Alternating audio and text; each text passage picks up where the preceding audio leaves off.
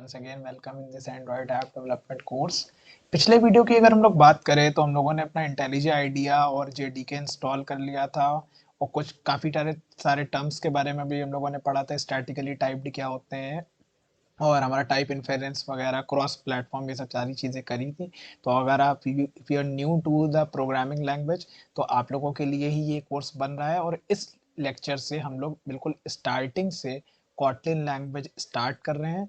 और आप लोगों ने अगर कोई भी प्रोग्रामिंग लैंग्वेज नहीं पढ़ी है तो उस चीज़ को ही मद्देनज़र रखते हुए हम लोग इस कोर्स को डिज़ाइन किया है। तो बिल्कुल ही जितना बेसिक हो सकता था हम लोगों ने उतना बेसिक इस कोर्स को डिज़ाइन करा है। तो यहाँ से बेसिकली हम लोग कॉटलिन लैंग्वेज को सीखना स्टार्ट करते हैं, जिसका यूज़ हम लोग आगे ऐप बनाने में करेंगे। तो इस पर्टिकुलर लेक्चर में हम लोग वेरिएबल्स और डेटा टाइप के बारे में पूरा पढ़ेंगे और उसका इम्प्लीमेंटेशन अपने इंटेलिजे आइडिया में करेंगे। तो सबसे पहले मैं आप लोगों से बात करता हूँ वेरिएबल्स की। तो वेरिएबल्स बेसिकली क्या होते हैं, किसी भी आप लोगों को डेटा को होल्ड करने के लिए कंटेनर चाहिए होता है। तो variables are just like the container to store data. अब बात करते हैं बिल्कुल स्ट्रिक्टली कॉटलिन लैंग्वेज के अंदर। तो कॉटलिन लैंग्वेज के अंदर बेसिकली मेरे पास कितने टाइप के डेटा होते हैं, तो कॉटलिन लैंग्वेज के अंदर मेरे पास दो टाइप के डेटा होते हैं। सबसे पहला जो होता है वो होता है वैर। कौन सा होता है? वैर। और दूसरा होता है वैल। तो मैं अपनी वीडियो को हल्का सा ऊपर कर देता हूँ। तो दूसरे जो टाइप का जो डेटा है वो कौन सा होता है? वैल टाइप का डेटा होता है।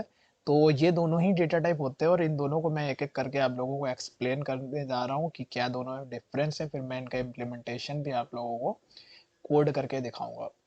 सबसे पहले मैं अगर आप लोगों से बात करूं वैर वेरिएबल्स की, तो यहाँ पे जैसा कि लिखा है कि वैर जो होते हैं ये बेसिकली क्या होते हैं, म्यूटेबल होते हैं। और सेकंड वन इज आपका वैल वेरिएबल्स। दोनों के बारे में डिफरेंस समझेंगे। तो सबसे पहले मैं बात करता हूँ वैर की। तो वैर आर म्यूटेबल। म्यूटेबल का मतलब ये है कि आपने मान लीजिए किसी वेरिएबल में कोई वैल्यू डाली, वो पर्टिकुलर वेरिएबल था वैर टाइप का। किस टाइप का था?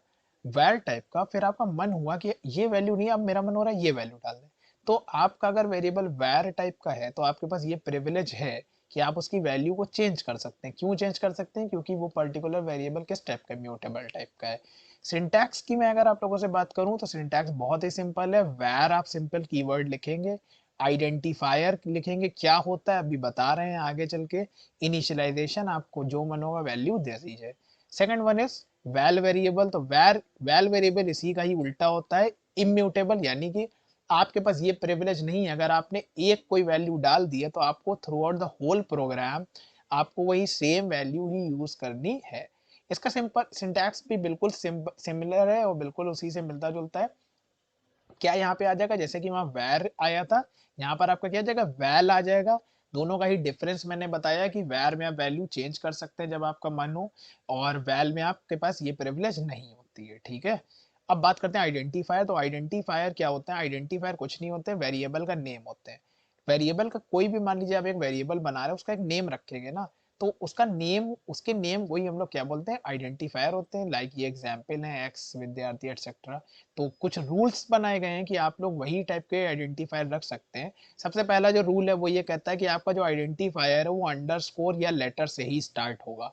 आप अपने किसी भी आइडेंटिफायर को डिजिट से स्टार्ट नहीं कर सकते। अगर ऐसा करेंगे तो आपका कंपाइलर एरर थ्रो कर देगा। ठीक है। दूसरी बात यह है कि आपके आइडेंटिफायर में ये तीन चीजों के अलावा और कुछ नहीं हो सकता है। लेटर्स हो सकते हैं, नंबर्स हो सकते हैं, अंडरस्कोर्स हो सकते हैं। आपका अगर मन हो रहा है एट द रेट लगाने का, हैशटैग लगाने का, तो भी एरर आएगी। दूसरी बात यह है कि लोअर केस और अपर केस अलग अलग तरह से ही ट्रीट होते हैं, यानी केस सेंसिटिव होता है। जैसे कि यहाँ लिखा है कि ये विद्यार्थी इज डिफरेंट फ्रॉम दिस विद्यार्थी, बिकॉज इन दिस विद्यार्थी this V is in lower case, while in this विद्यार्थी this V is in upper case. तो these two variables will be treated in a different way. ठीक है। मैं बात आप लोगों से करता हूँ डेटा टाइप्स की। डेटा टाइप्स की अगर बात करी जाए, नाम में ही इसका मीनिंग छुपा हुआ कि किस टाइप का डेटा पर्टिकुलर वेरिएबल में आने वाला है, ये हम लोगों को बताता है डेटा टाइप। ठीक है। तो यही चीज लिखी है, data type is an attribute of data which tells the compiler how the programmer intends to use the data. कि प्रोग्रामर हमारा किस टाइप का डेटा यूज करना चाहता है पर्टिकुलर वेरिएबल में, ये बताता है हमको डेटा टाइप। ठीक है। टाइप इन्फेरेंस कोई नया शब्द नहीं है, पिछले लेक्चर में ही बताया था, एक बार फिर से रिपीट करते हैं। The property of Kotlin that let's it understand the data type of a variable automatically when it is automatically is called type inference. इसका मतलब आपको बताने की नहीं जरूरत है किसी वेरिएबल में कि किस टाइप का डेटा आ रहा है, कंपाइलर आपका खुद से ही समझ जाता है कि इस टाइप का डेटा आ रहा है। अगर आप कोई इंटीजर डेटा उसमें डालते हैं तो वो आपका कंपाइलर खुद ही समझ जाता है। इसी चीज को बोलते हैं टाइप इन्फेरेंस। ये एक बहुत बड़ा एडवांटेज है कॉटलिन को यूज करने का एंड्रॉइड ऐप डेवलपमेंट के अंदर। ठीक है, आगे बात करते हैं डेटा टाइप। कॉटलिन के अंदर कुछ डेटा टाइप्स हैं जो कि आप लोगों को समझना बहुत ज्यादा जरूरी है।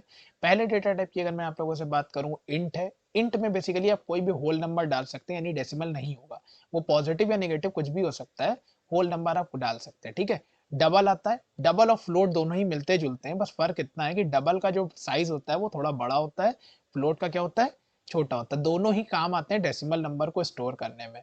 ठीक, दूसरे टाइप का जो वेरिएबल है वो है बुलियन। बुलियन में बेसिकली आपको अगर कोई भी वैल्यू ट्रू या फॉल्स टाइप में स्टोर करनी है तो आप बुलियन डेटा टाइप का यूज करेंगे। Next one is char. Char and string are more or less similar to each other. Char में आप एक सिंगल कैरेक्टर को स्टोर कर सकते हैं, while in the string you will store sequence of character. आप एक या एक से ज्यादा कैरेक्टर आप उसमें क्या कर सकते हैं, स्टोर कर सकते हैं।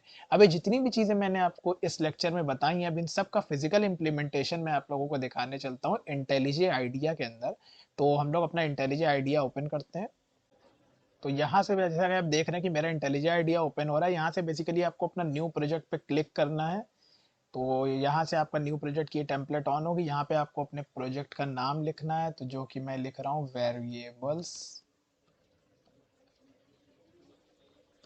And data type. आपको ये कंसोल एप्लीकेशन पे एज इट इज रखना है। यहाँ पे आपको इंटेलिजे सेलेक्ट करना है और सिंपली नेक्स्ट पे क्या करना है, क्लिक करना है। ये बिल्कुल सेम रहेगा और सिंपली आपको क्या कर देना है, फिनिश कर देना है। इससे आपका नया प्रोजेक्ट बन जाएगा।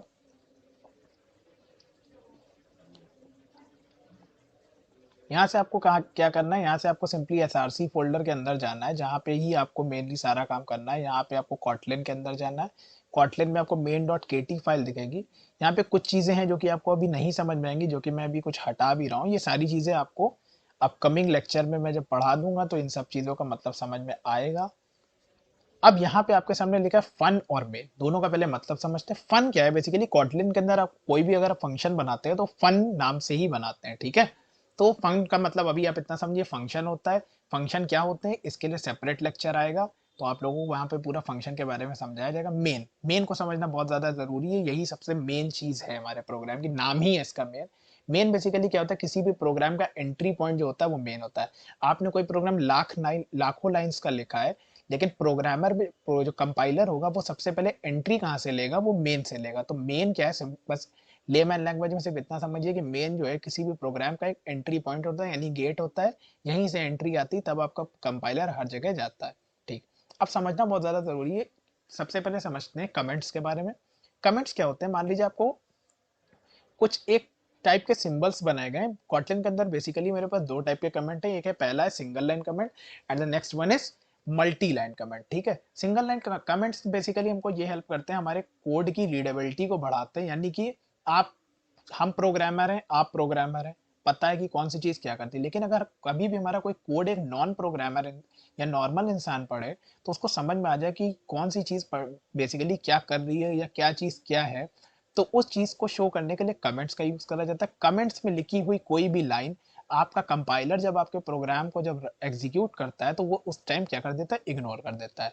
जैसा कि मैंने आप लोगों को बताया कि कमेंट्स कॉटलिन के अंदर दो टाइप के होते हैं, पहला होता है सिंगल लाइन कमेंट और दूसरा होता है मल्टी लाइन कमेंट। तो सिंगल लाइन कमेंट के लिए आपको सिंपली दो फॉरवर्ड स्लैश लगाने होते हैं। अब इसके बाद अगर आप, मैं कुछ भी लिख रहा हूँ, लाइक मैं अपने चैनल का नाम ही लिख रहा हूँ, तो देख रहे हैं कि आपने कंपाइलर ने ये इग्नोर कर दिया, इसीलिए ये ग्रे शेड में हो जाता है, यानी कि ये पर्टिकुलर जो विद्यार्थी जो लिखा है ये इग्नोर होने वाला है कंपाइलर से। अब दूसरा होता है मल्टी लाइन कमेंट, यानी आप कोई एक ऐसी चीज लिखना चाहते हैं जो कि आप चाहते हैं कि कंपाइलर्स को इग्नोर कर दे और वो एक से ज्यादा लाइन में आती, तब आप किसका इस्तेमाल करेंगे, तब मल्टी लाइन। मल्टी लाइन कुछ ऐसे होता है कि आप स्लैश लगाएंगे, स्लैश के बाद एस्ट्रिक लगाएंगे। अब मैं अगर लिखता हूँ विद्यार्थी और मैं दूसरी लाइन में लिखना चाहता हूँ डेडिकेटेड टू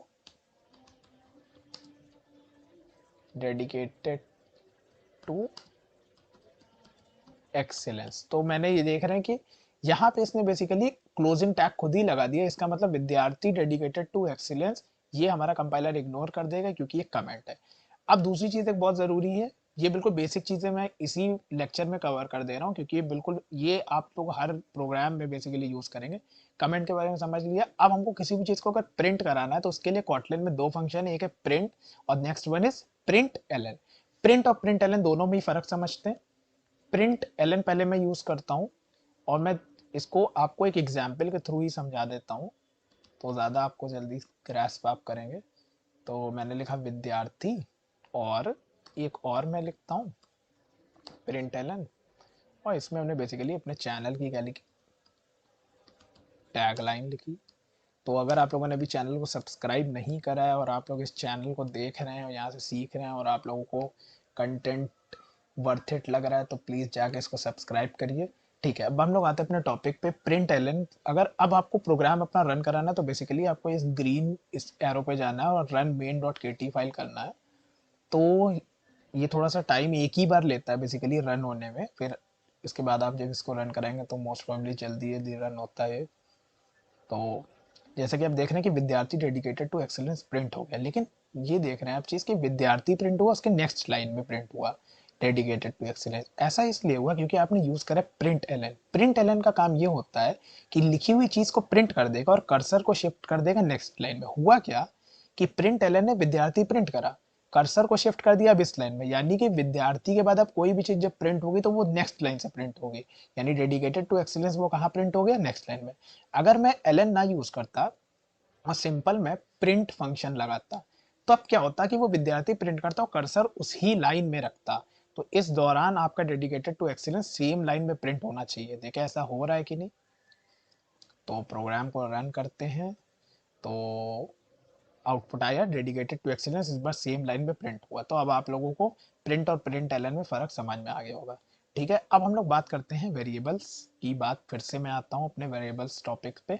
तो मैं बेसिकली वेरिएबल को भी मैं आप लोगों को समझाने के लिए एक बेसिकली मैं दो नंबर लेता हूँ और उनको ऐड करने का प्रोग्राम बनाता हूँ, और इसके थ्रू मैं आपको वैर और वैल दोनों में डिफरेंस भी समझाऊंगा। मैंने दूसरा टाइप बी जो लिया उसका डेटा टाइप ले लिया वैल, और मैं सिंपली क्या करता हूँ इसका रिजल्ट वो मैं स्टोर करता हूँ ए प्लस बी, और मैं इसको क्या करता हूँ प्रिंट कर देता हूँ प्रिंट एलन सिंपली सी कर। ठीक है, तो इसको ज़रा रन करते हैं, देखते हैं कि आउटपुट 30 आ रहा है कि नहीं आ रहा है। तो हाँ, आउटपुट 30 आ रहा है। ठीक, अब समझते हैं वैर और वैल में थोड़ा फ़र्क। मेरा मन ये हुआ कि हम ए की वैल्यू सोच रहे थे 10 से हटा के मन कर दे 15, कि मैं इसकी 67 कर दूं वैल्यू। अब आप देख रहे हैं कि बी पे एक एरर आ रही है और ये ले बोल रहा है कि वैल कैन नॉट बी रीअसाइंड। बताया था कि वैल एक इम्यूटेबल कीवर्ड होता है। अगर आप कोई भी वैल टाइप का वेरिएबल है आप उसमें दोबारा उसकी वैल्यू चेंज नहीं कर सकते हैं। तो यही एक डिफरेंस था वैल और वैर का। दूसरा एक चीज़ और बात थी वो मैंने बताया था स्टैटिकली टाइप। स्टैटिकली टाइप ये बताता है कि अगर आपने किसी वेरिएबल में एक टाइप की वैल्यू डाल दी है तो अब आप उस सेम वेरिएबल के अंदर उसमें दूसरे टाइप का डेटा नहीं डाल सकते। यानी कि अगर मैं दिखाऊं आपको, ए में आपने एक इंटीजर वैल्यू डाली है क्योंकि डेसिमल नहीं है इसमें। अब मेरा मन हो रहा है कि मैं इसमें डेसिमल टाइप की वैल्यू डाल दूं, तो अगर मैं डालूं 5.6 तो आप देख रहे हैं कि ये एरर थ्रो कर रहा है और उसको पढ़ने की कोशिश करते हैं। लिख रहा है कि floating point literal does not confirm to the expressive type int. यानी कि आपने इसमें एक इंटीजर वैल्यू डाली और आप सेम उस प्रोग्राम के अंदर आप इसकी वैल्यू चेंज नहीं कर सकते हैं। तो इसको बोलते हैं स्टैटिकली टाइप, क्योंकि कॉटलिन एक हमारी स्टैटिकली टाइप्ड लैंग्वेज है। तो हम लोग ऐसा काम नहीं कर सकते हैं। जिस टाइप की एक बार आपने वैल्यू डाल दी आप उसी टाइप की वैल्यू लिख सकते उसमें यूज़ कर सकते हैं। तो आई होप आप लोगों को वेरिएबल के बारे में इसमें समझ में आ गया होगा। वैर वैल में डिफरेंस क्या होता है, कमेंट क्या होता है, प्रिंट क्या होता है।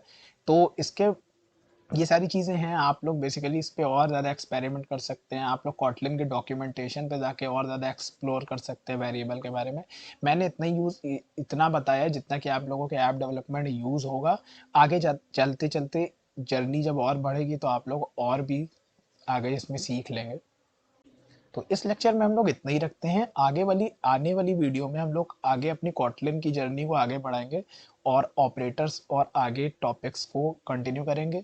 आप अगर इस कोर्स को फॉलो कर रहे हैं तो प्लीज़ इसके साथ नोट्स बनाते रहिए, और अगर आप लोगों को ये चैनल पे कंटेंट अच्छा लग रहा है तो सब्सक्राइब करिए, लाइक करिए। और अगर आप लोगों को कोई कमी दिख रही है कि जो कि इम्प्रूवमेंट हम लोगों को करनी चाहिए, तो वो भी कमेंट सेक्शन में ज़रूर बताइए, हम लोग उसको इम्प्रूव करने की पूरी कोशिश करेंगे।